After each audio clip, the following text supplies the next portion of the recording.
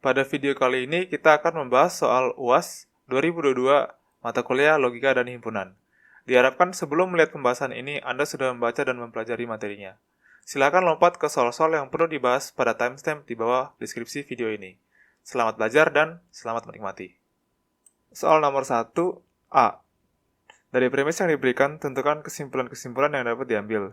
Jelaskan aturan penarikan kesimpulan yang digunakan untuk mendapat kesimpulan tersebut. Jika saya rajin belajar, maka saya mudah tidur. Saya mudah tidur jika hari hujan. Saya suka tidur. Oke, kita bisa buat dulu proposisi pertama, itu saya rajin belajar.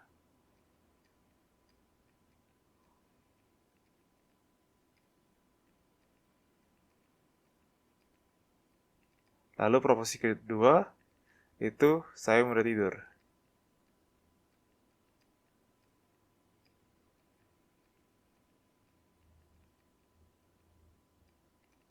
Lalu proposisi ketiga masih ada nggak? Saya mudah tidur, udah. Hari hujan, oke, hari hujan. Lalu saya suka tidur. Saya suka tidur itu negasi Q kan? Oke, berarti kita dapat premisnya seperti ini. Nomor 1 itu, jika saya rajin belajar, maka saya mudah tidur. Terus nomor 2, saya mudah tidur jika hari hujan, berarti jika hari hujan maka saya mudah tidur. Terus 3, saya suka tidur. CQ. Ini. Oke, berarti kita bisa modus tollens. Ini jadi negasi P. Ini awalnya premis dulu ya. Premis, dan premis. Terus ini modus tollens.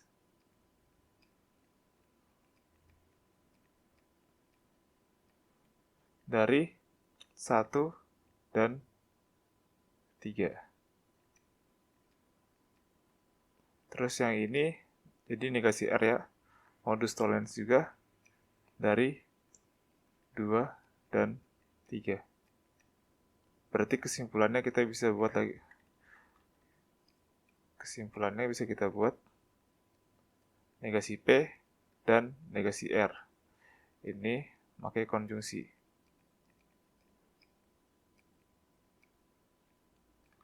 4 dan 5. Sehingga kesimpulan yang kita dapat adalah negasi P itu saya tidak rajin belajar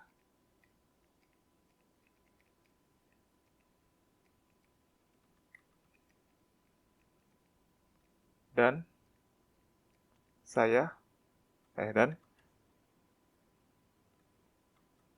hari tidak hujan. Gitu ya. Untuk yang 1B, setiap orang yang berusia minimum 18 tahun memiliki kartu tanda penduduk. Aldi tidak memiliki kartu tanda penduduk, Reza memiliki kartu tanda penduduk, dan domain yang diperhatikan adalah semua orang. Berarti domain, misalnya kita buat X ya, domain X itu semua orang. Lalu kita akan buat predikat dulu ya, PX, di mana X berusia minimum 18 tahun. Lalu QX adalah X memiliki kartu tanda penduduk ya. Dari kalimat ini kita bisa dapat premis pertama adalah untuk setiap orang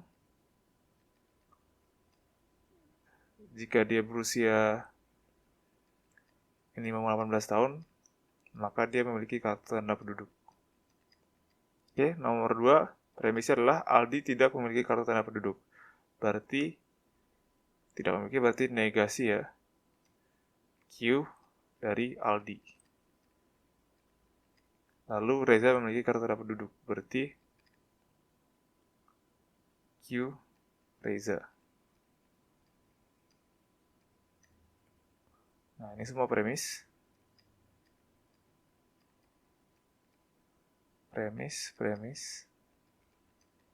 Nah, terus yang keempat kita bisa gunakan untuk ini kan sudah jadi modus tolerance kan, tapi kita harus ambil dulu PLD maka QLD.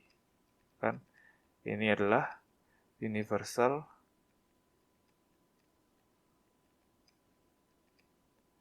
instantiation, gitu ya. Nah, lalu kita dapat modus tolerance, kita dapat jadi negasi PLD ya. Ini modus tolerance dari 2 dan yang ini tadi dari 1 ya. Ini 2 dan 4. Terus yang Q Reza ini nggak bisa kita cari kesimpulan apa-apa ya. Berarti kita tinggal konjungsiin dengan yang nomor 5. Berarti jadi PLD dan Q Reza.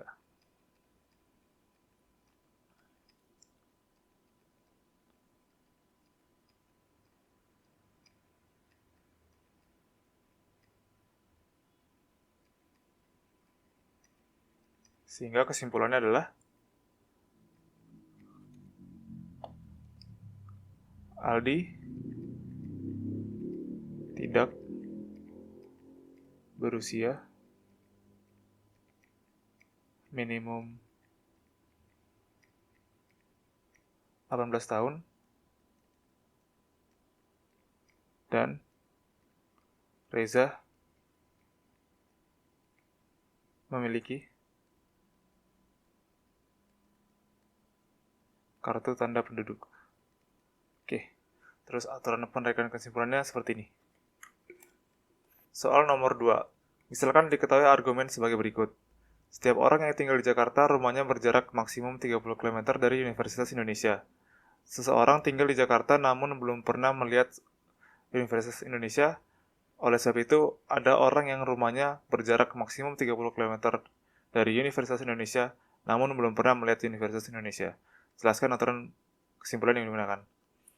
Oke, di sini kita harus cari dulu predikat-predikat yang bisa dibuat. Yang pertama, sebelumnya kita buat domain dulu ya. Ini berarti domainnya setiap orang ya. Kita buat domain X.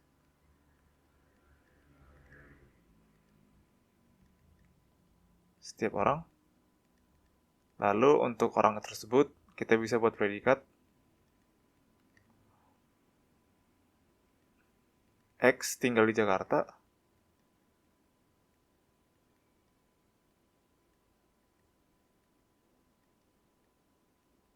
Lalu predikat apa lagi yang bisa kita buat?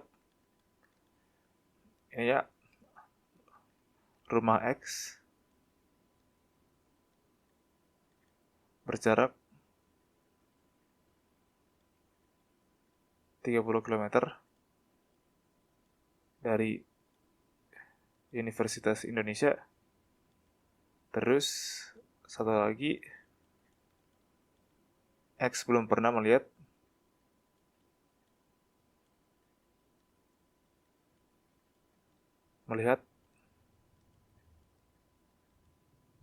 Universitas Indonesia.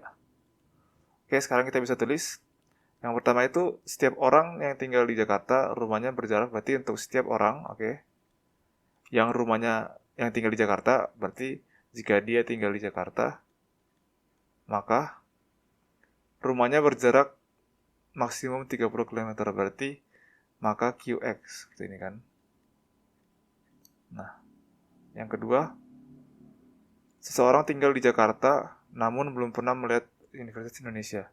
Berarti terdapat seseorang di mana dia tinggal di Jakarta, berarti dia PX, dan dia belum pernah melihat Universitas Indonesia, berarti kayak gini. Nah, kita harus bisa simpulkan bahwa ada orang, berarti terdapat X, di mana orang tersebut jaraknya 30 km, berarti dia QX, namun berarti dan belum pernah melihat UI, berarti gini hasilnya. Cara gimana? Pertama kita bisa gunain existential instantiation ya. Ini bisa kita buat jadi PC dan RC. Untuk C tertentu ya. Ini untuk C tertentu, bukan C sembarang. Tertentu. Oke. Ini namanya existential instantiation. Lalu kita buat 4. Itu kita ambil ini juga. Tapi kita ambilnya sembarang kan. Tapi karena ini bisa bebas, kita ambil yang sesuai dengan C. Itu yang kita tentuin dari 2 ya. Jadi kita ambil lagi PC, maka QC. Ini dari ini kan dari yang nomor 2. Ini universal instantiation. 1. Lalu kita bisa simplifikasi yang ini, kita ambil PC-nya, dan kita juga ambil RC. Kedua ini kita simplifikasi dari nomor 3 ya. Ini juga sama. Lalu kita bisa dapat ini ya modus ponens. Kita dapat QC.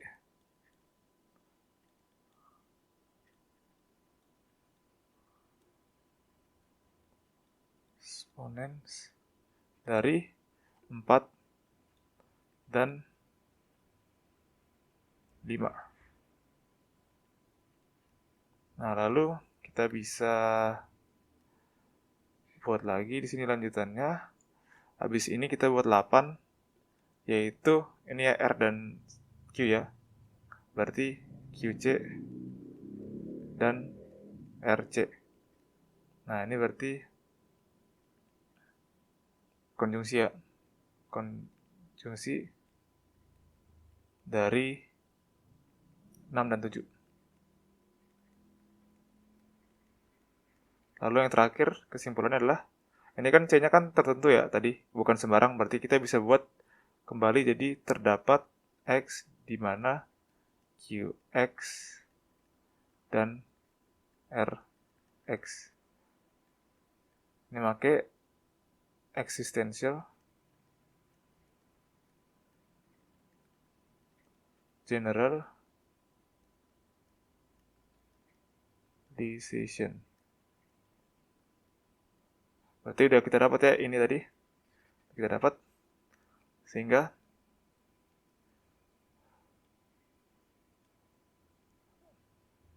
telah dijelaskan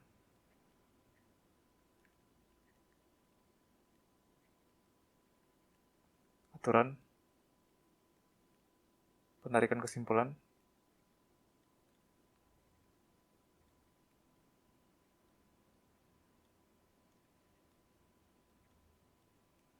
untuk pernyataan pada soal.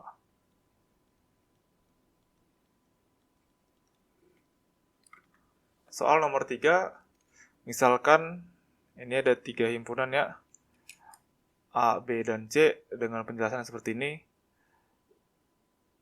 Ini berarti N-nya adalah bilangan genap ya. N sama dengan 2A, dengan A adalah bilangan bulat ganjil. Berarti A itu bilangan genap yang dibentuk dari bilangan ganjil. Terus B ini adalah 2B dengan B bilangan genap. Berarti ini bilangan genap yang dibuat dari bilangan genap. Oke. Dan C adalah bilangan bulat ganjil. Langsung gitu ya. N adalah bilangan bulat ganjil. Oke. Buktikan dengan proof by case. Jika X dan Y adalah anggota dari himpunan di atas yang berbeda, maka X plus Y elemen dari A gabung C. Oke. Nah, ini berarti kita harus gunain proof by cases ya. Disuruh dari soal proof by cases. Nah, kasus apa yang bisa kita buat dari pernyataan ini? Ini kan berarti himpunan yang berbeda-beda kan dari X dan Y. Berarti kita ada, kalau misalnya X-nya A ya, berarti Y-nya harus B atau Y harus C gitu kan. Dan untuk X, B, berarti Y-nya harus A, terus Y-nya harus C. Kalau misalnya X-nya C, berarti Y-nya A atau Y-nya B. Berarti ada 6 kasus ya ini, 6 kasus. Sehingga kita bisa buktiin masing-masing kasus terlebih dahulu, oke? Untuk kasus 1, kita buat X elemen dari A dan Y elemen dari B. Yang pertama ya. Maka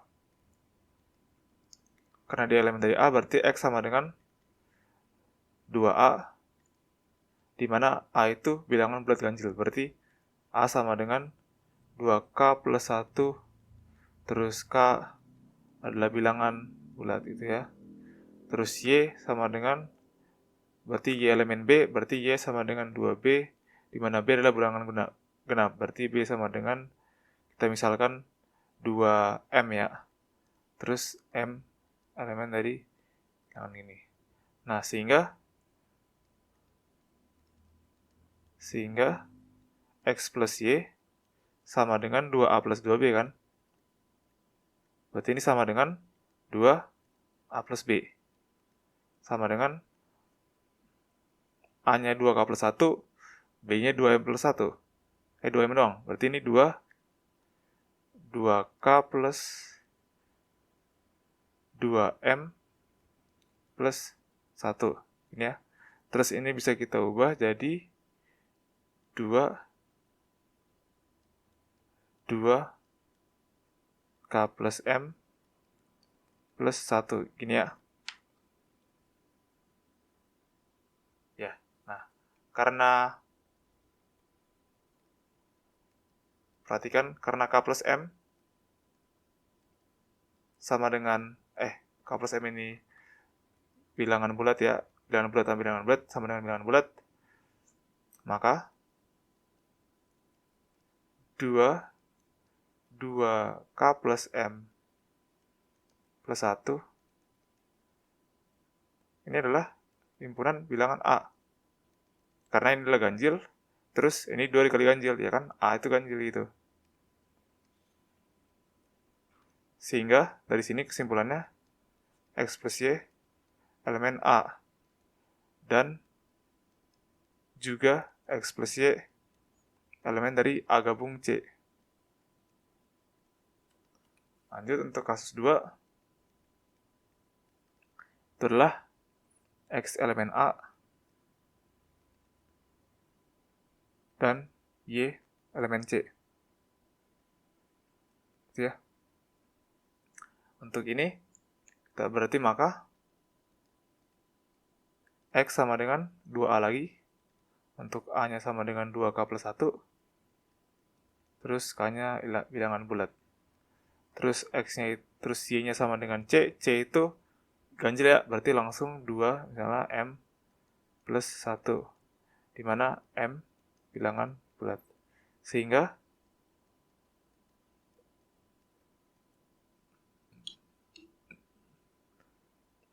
X plus Y sama dengan 2A ditambah 2M plus 1.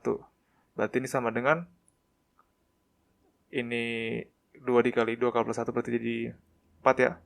4A 4K plus 2 plus 2M plus 1 ya. Ini berarti kalau kita buat jadi 2K plus M plus 1 bisa ya. Plus 1. Nah, maka karena 2K plus M plus 1. Ini kan penjumlahan sama perkalian bilangan bulat ya. Berarti ini semua elemen bilangan bulat. Maka ini 2K plus M plus 1 plus 1 adalah elemen dari himpunan C, ya kan? Karena ini bilangan bulat dikali 2 plus 1. Berarti ini bilangan ganjil, elemen dari bilangan C. Sehingga kesimpulan yang kita dapat untuk kasus kedua adalah X plus Y elemen dari C. Dan juga X plus Y elemen dari A, U, C. A gabung C. Oke. Lanjut sekarang untuk kasus ketiga ya.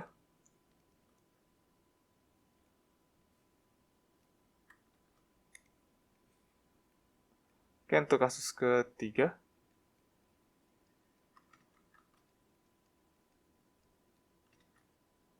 Itu X elemen dari B dan Y elemen dari A kan.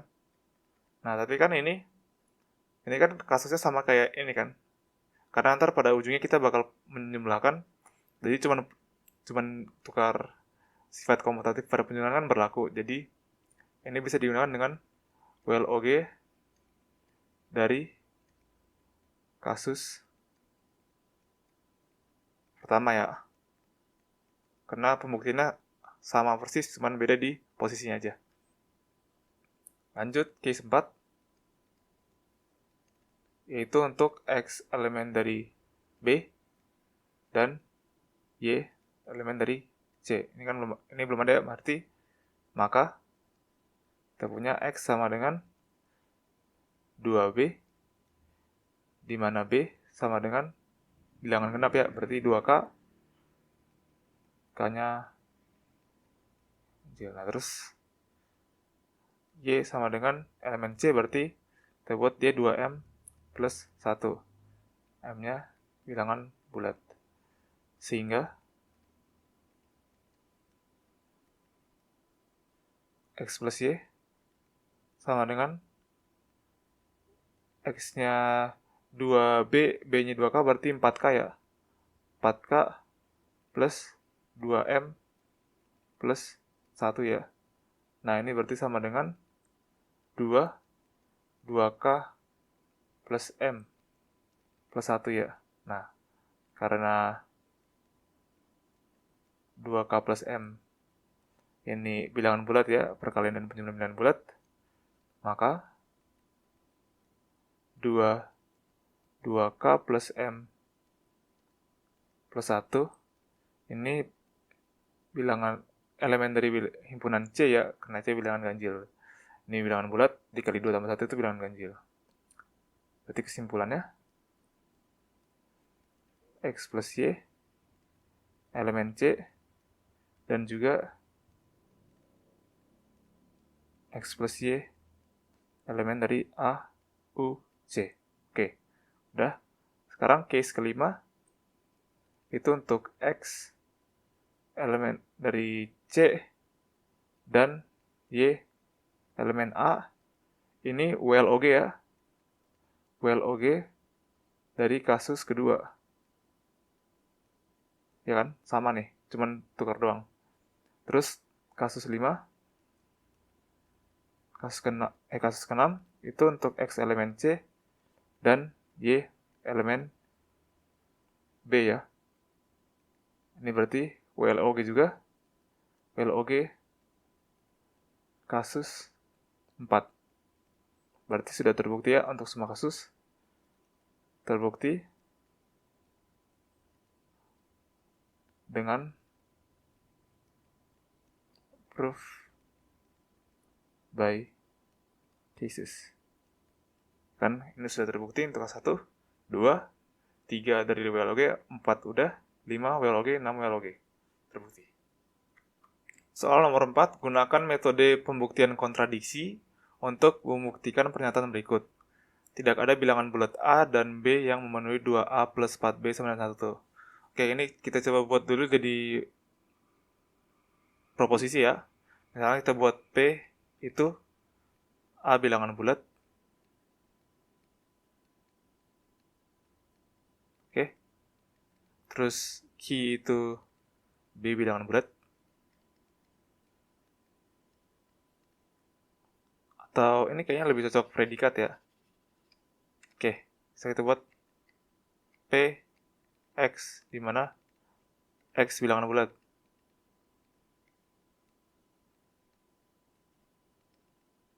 Terus kita buat Q, X, Y, yaitu 2X plus 4Y sama dengan 1. Sehingga ini bisa kita bentuk jadi ini ya, tidak ada berarti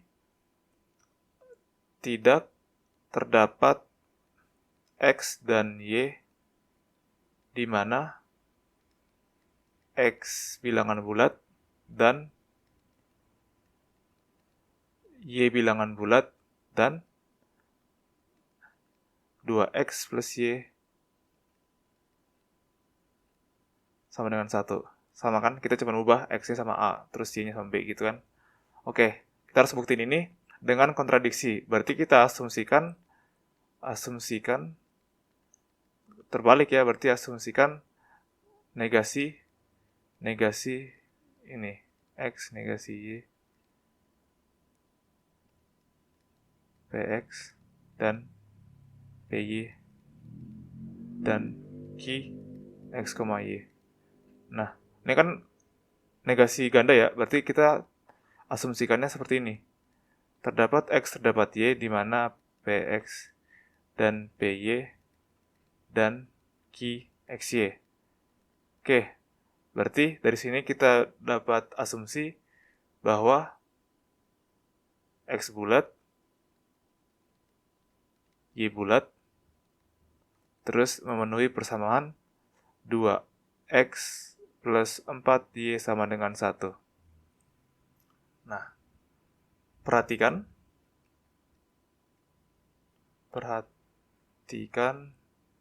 bahwa 2X plus 4Y sama dengan 1.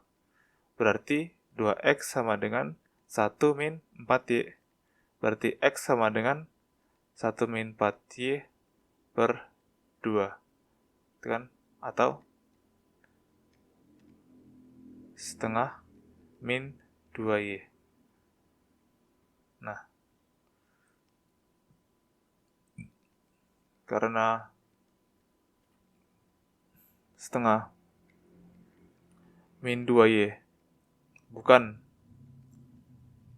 bilangan bulat kan?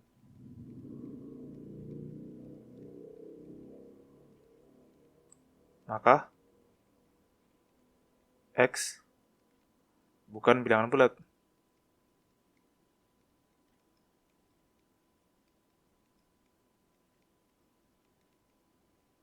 Nah, kita dapat ini nih. X bukan bilangan bulat. Kita dapat dari sini, dari 2X plus 4Y sama dengan 1. Nah, tapi di awal kan asumsi kita X bulat. Sehingga kita dapat kontradiksi di sini.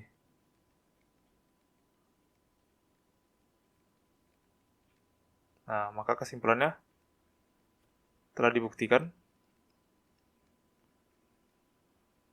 Maka, yang simple itu, maka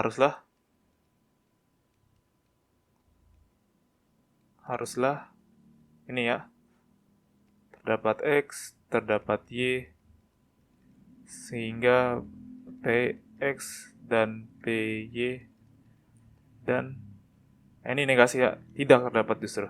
Kita buktiin yang ini. Tidak terdapat X dan Y sehingga PX, PY dan QXY. Begitu. Telah dibuktikan.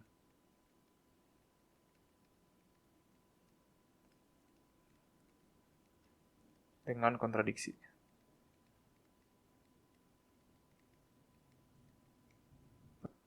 Soal terakhir, buktikan pernyataan berikut dengan menggunakan induksi matematika. Misalkan N adalah bilangan bulat positif. Jika A1 sampai AN dan B adalah himpunan, maka nih memenuhi sifat ini. Oke, berarti karena N-nya bilangan bulat positif, basis awalnya adalah, kita harus buktiin pakai induksi matematika kan? Berarti kita buktiin pertama untuk kasus basisnya. Basisnya adalah untuk bulat positif, berarti 1 ya, bilangan terkecilnya, berarti N sama dengan 1. Kita masukin ke sini, berarti di sisi ruas kirinya adalah A1 min B sama dengan A1 min B. Ini berarti sama aja dengan A1 iris B komplement. Ini juga A1 iris B komplement. Berarti udah benar ya. untuk kasus basis. Lanjut kita buat asumsi untuk N sama dengan K berlaku A1 min B gabung A2 min B gabung AK min B sama dengan A1 gabung A2 gabung AK min B. Oke, induksinya kita harus buktiin. Akan dibuktikan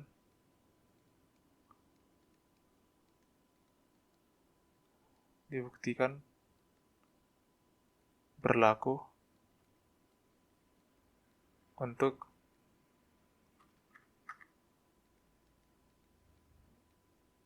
N sama dengan K plus 1. Oke, kita harus cari, biar mudah kita harus ambil dari yang ini ya. Kita coba buktiin dari ruas kanan jadi ruas kiri. Oke, berarti ruas kanan kita akan punya A1 gabung A2 gabung AK digabung AK plus 1 ya, dikurang B. Nah, ini sesuai definisi dari selisih ya. Berarti ini sama dengan, kita begini aja. Sama dengan A1 gabung A2 gabung AK gabung AK plus 1 iris B komplement. Ini definisi selisih.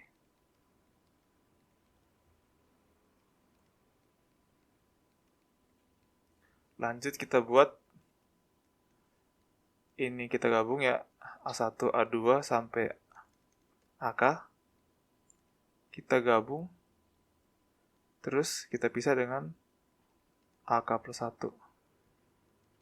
Gabung iris B komplement. Ini kita pakai hukum komutatif ya. Komutatif atau asosiatif? Kayaknya asosiatif deh ini.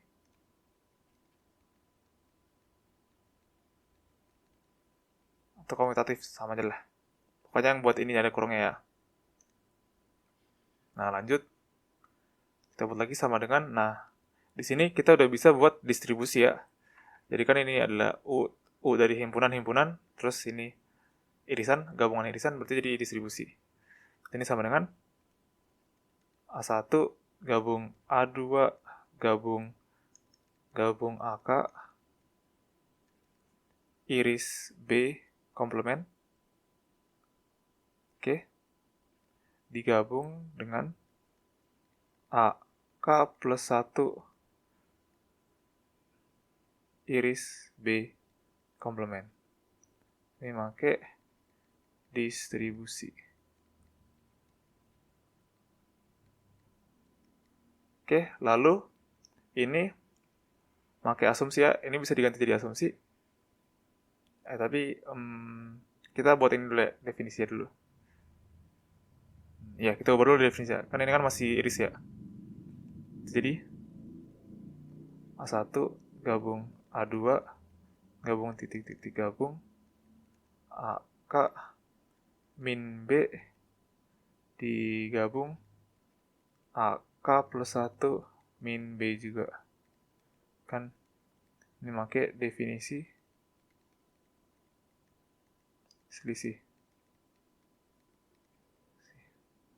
Terus ini kita buat, ini kan sama dengan ini ya. Berarti kita bisa ubah jadi ini. A1 dikurang B iris A2 dikurang B iris lagi gabung titik gabung AK kurang B gabung AK plus 1 kurang B. Ini pakai asumsi. Maka telah kita buktiin dari sini jadi ini. Maka udah selesai pembuktian induksinya, berarti telah terbukti ya. Telah terbukti dengan induksi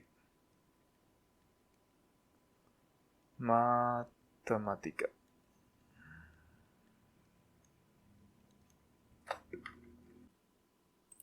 Terima kasih sudah menonton video ini. Semoga dengan video ini Anda semakin memahami materinya. Dan jangan lupa untuk belajar.